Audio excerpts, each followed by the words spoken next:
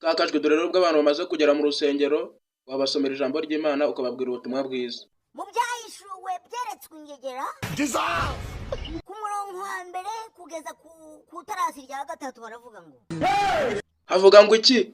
Nuko umukobwa aritumbagiza arishungaraza maze abigenza ate? yishira imbere ashirinda imbere usibye ko nta nicyo bunagira ntacyo yari gushira imbere kuko ntacyo afite wagira ngo yicariye gome.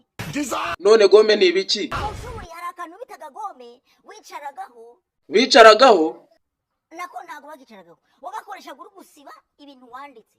Rero uyu mukobwa wagira ngo yarakicariye agatafari ke karaguruka. Ngaho komeza usome nimba uri no kubabesha bihangane. Nuko maze abigenza ate? Abaritumbagaje ashirinda imbere inda nako sinda n'umudigi. Nuko maze abigenza ate? Nuko umukobwa aritumbagiza ajya mu itangazamakuru. Ubwo se yaragiye mu itangazamakuru gukora iki? Nta kindi cyari kimujyanye usibye gutuka abantu no kubandagaza. Ubwo se yadututse ngo iki? Abaritumbagije aravuga ngo ngabahungu bose b'Abanyarwanda ngo turamagweja yegera.